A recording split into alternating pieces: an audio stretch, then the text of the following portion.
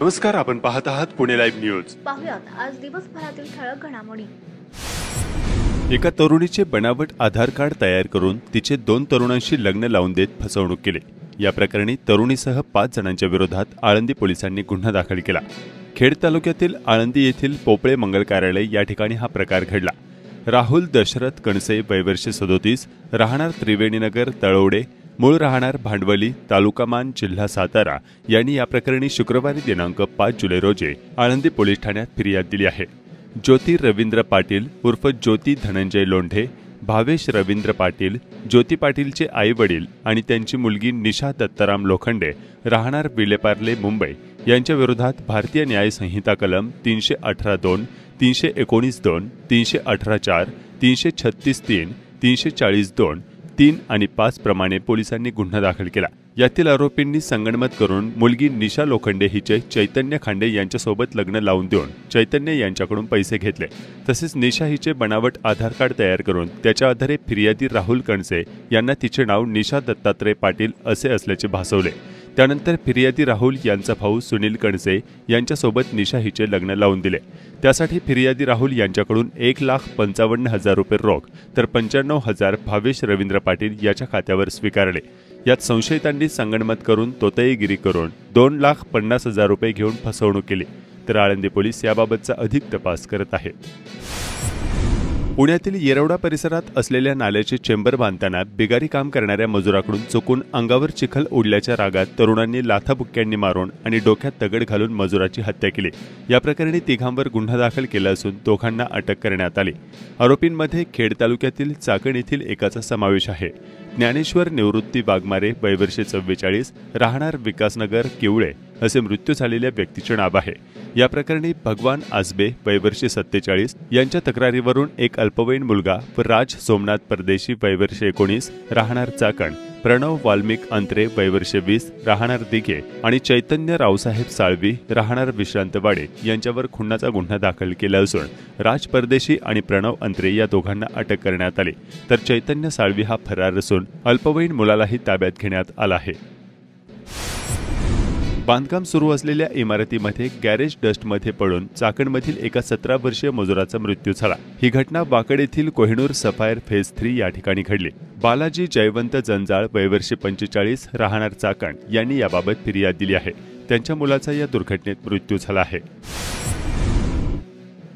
चालकाचे बसवरील नियंत्रण सुटल्याने गुरुवारी दिनांक 4 जुलै रोजी दुपारी 4च्या सुमारास शालेय विद्यार्थ्यांची वाहतूक करणारी बस आळंदी मरकळ रोडवरील दाभाडे सरकार चौकाजवळ इंद्रायणी नदीच्या कठड्याला धडकली होती।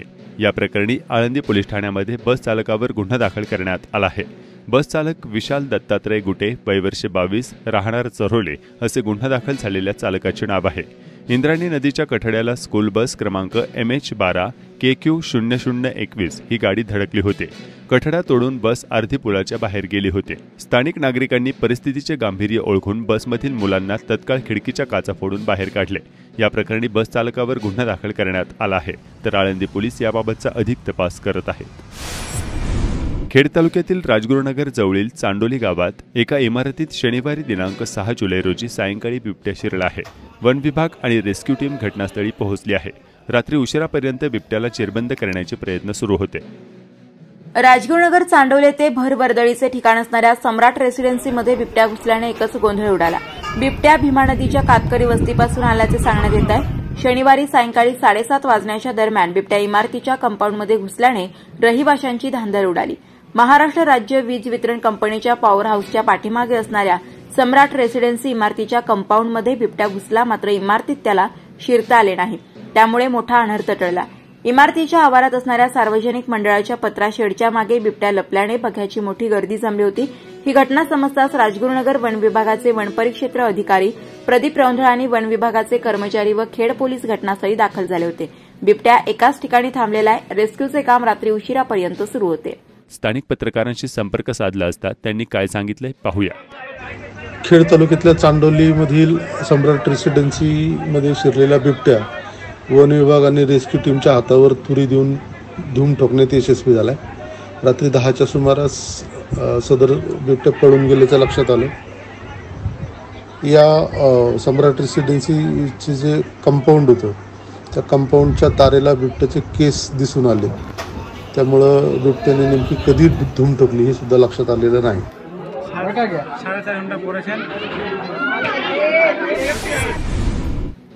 खेड तालुक्यात धामणे ते तळशीत रस्त्यावर खडी आणि क्रसची वाहतूक करणाऱ्या वाहनांमधून मोठ्या प्रमाणावर माल सांडत आहे. त्यामुळे अनेक वाहने अपघातग्रस्त होत असल्याचे स्थानिक नागरिकांनी पुणे लाईव्हला कळवले आहे. दोंदे शाळेचे 2 विद्यार्थी शिष्यवृत्ती गुणवत्ता यादीत आले आहेत. दोंदे या शाळेतील ऐश्वर्या राजेंद्र कोहिनकर 258 गुण, मधुरा तानाजी गव्हाणे 238 गुण या 2 विद्यार्थ्यांनी पुणे जिल्हा गुणवत्ता यादीत स्थान पटकावले आहे. महाराष्ट्र प्रदेश काँग्रेस कमिटीद्वारा राज्यातील सर्व विधानसभा मतदारसंघातील विधानसभा इच्छुक उमेदवार यांच्याकडून अर्ज मागवण्यात आले आहेत. अर्ज व प्रतिज्ञापत्र सादर करून विधानसभा निवडणुकीत उमेदवारी मागणी करत असल्याचे अर्ज प्रदेश अध्यक्ष यांच्याकडे सादर करण्यासाठी 10 ऑगस्ट 2024 पर्यंत कालावधी दिला असल्याचे खेड तालुका काँग्रेसचे अध्यक्ष विजय डोळस यांनी पुणे लाईव्ह न्यूजबरोबर बोलताना सांगितले. तसेच खेड तालुक्यात काँग्रेस पक्ष देखील उमेदवारीसाठी आग्रही असून आहे. महाविकास आघाडीत खेड तालुक्यातील शेतकरी व कष्टकरी यांना न्याय देणारे उमेदवार काँग्रेस पक्षाकडे आहेत. आम्ही देखील दावेदार आहोत असे काँग्रेसचे पदाधिकारी सांगत आहेत. विधानसभा निवडणूक जवळ आल्याने सर्व पक्षातील इच्छुक उमेदवार हे त्यांनी खेड तालुक्यातील विकासात कसे योगदान दिले हे प्रसिद्ध करत उमेदवारीची दावेदारी भक्कम करत आहेत. महायुतीतील भाजप जिल्हाध्यक्ष शरद बुट्टे पाटील यांनी त्यांचा कार्य अहवाल 25 वर्षांची वाटचाल निमित्ताने प्रसिद्ध केलाय. भाजप देखील खेड आळंदी विधानसभा निवडणुकीत उतरणार असल्याचे संकेत यामुळे मिळू लागले आहेत. मोई तालुका खेड येथील ग्रामपंचायतीच्या उपसरपंचपदी संतोष सुदाम येळवंडे यांची बिनविरोध निवड करण्यात आली आहे.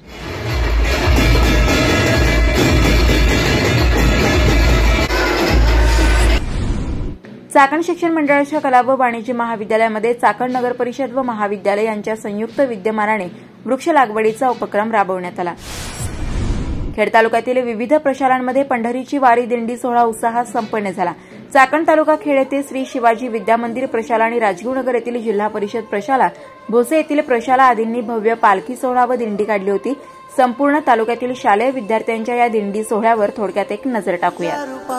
भेटली मला माऊली कधी रानात,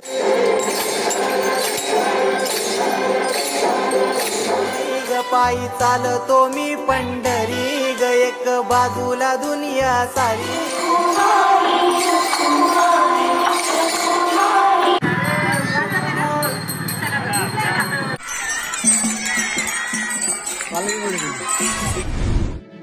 खेड तालुक्यातील हुतात्मा राजगुरू महाविद्यालय डेहणे, कनिष्ठ महाविद्यालय डेहणे ग्रामपंचायत व उपायुक्त दत्तात्रय लांघे यांच्या प्रयत्नातून शाश्वत संस्था मंचर व मुंबई माता बालसंगोपन केंद्र राजगुरुनगर यांच्यामार्फत 2000 झाडे उपलब्ध करून दिली.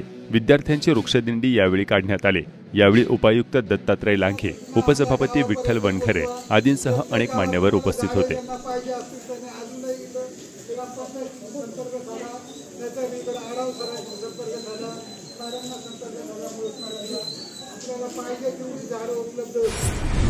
पुणे नाशिक राष्ट्रीय महामार्ग आणि तळेगाव चाकण शिक्रापूर या मार्गावर शनिवारी दिनांक 6 जुलै 2024 रोजी खूप मोठ्या प्रमाणावर वाहतूक कोंडीचा सामना नागरिकांना आणि वाहन चालकांना करावा लागला.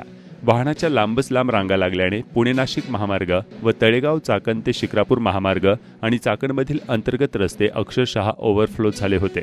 चाकण वाहतूक शाखेच्या पोलीस निरीक्षक वर्षाराणी पाटील यांनी सांगितले की शनिवार आठवडे बाजाराचा दिवस, वाढलेली रहदारी आणि महामार्गावर मोक्याच्या ठिकाणी पडलेले खड्डे तसेच साचणारे पाणी यामुळे प्रचंड कोंडी झाली होती.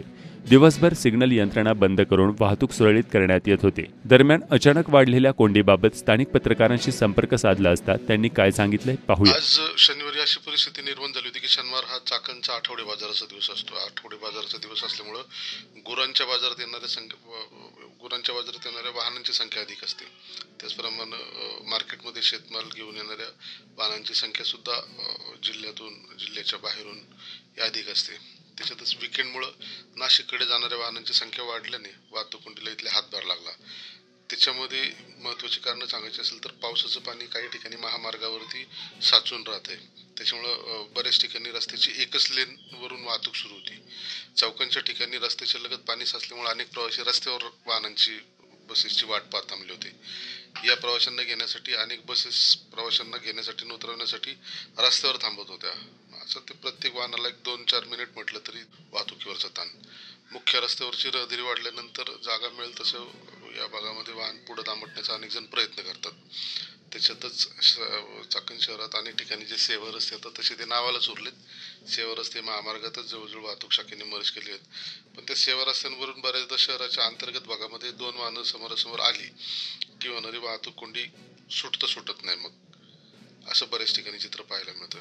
ह्या सगळ्या भागाचा जर विचार केला तर या भागात वाढलेली लोकसंख्या, वाहनांची वाढती संख्या, अवजड वाहनांची या भागातून अहोरात्र सुरू असलेली वाहतूक, अरुंद रस्ते, सार्वजनिक वाहतूक व्यवस्थेची अपुरी सोय, प्रमुख मार्गावरती या भागात बसेसची अपुरी सोय आणि या भागातल्या रस्त्यांची महामार्गाची पोकळ घोषणांच्या पलीकडे न जाणारी कामं, यामुळे चाकणमध्ये वाहतूक व्यवस्थेचे कसे 3 तिराव असतात याचाच हा प्रत्यय आज परत एकदा शनिवारी नागरिकांनी घेतला.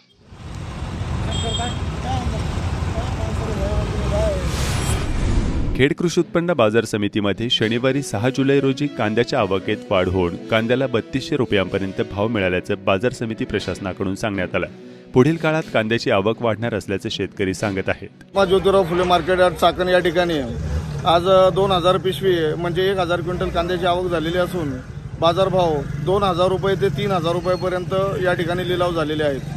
त्याचप्रमाणे आग्रा बटाटा आणि इंदोर बटाटा 4000 पिशव्या म्हणजे 2000 क्विंटलची आवक झालेली असून साधारण बाजारभाव 2500 रुपयापासून 3000 रुपयापर्यंत या ठिकाणी झालेले आहेत. कांदा आत्ता अशी परिस्थिती आहे की पाऊस कमी आहे. अजून लोकांना अपेक्षा 40 ते 45-50 पर्यंत बाजार भाव जातील असं लोकांचं समज आहे. आणि त्यामुळं लोकांचा नियम बाह्य की लगेच वखारी फोडायला आत्ता लगेच परवडत नाही. पैसे जर झाले तरच चाळीतला कांदा विकायला परवडतो. त्या दृष्टीने त्यांच्या नियमात आत्ता अजून म्हणजे आत्ताशी उत्पन्न थांबले आणि स्टॉकचा माल बाहेर जसं बाजार वाढेल तसं बाहेर काढतो शेतकरी. तरी दिवाळीपर्यंत वखारी फुटतील का शेतकऱ्यांच्या? हो, दिवाळीपर्यंत फार कोणी एकही शेतकरी मागे राहणार नाही. आता तुमचा 2.5 महिन्यावाला कांदा, रांगडा कांदा, तो आता लोकांची लागवडी फेका बी वगैरे लावा असे चालू झालेली. तो 2.5 ते 2.5-3 महिन्यामध्ये तो निघायला सुरुवात होईल.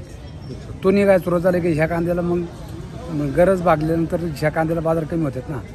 मग तोपर्यंत दिवाळीपर्यंत हा कांदा सर्वसाधारण शेतकऱ्याचा नियम असतो.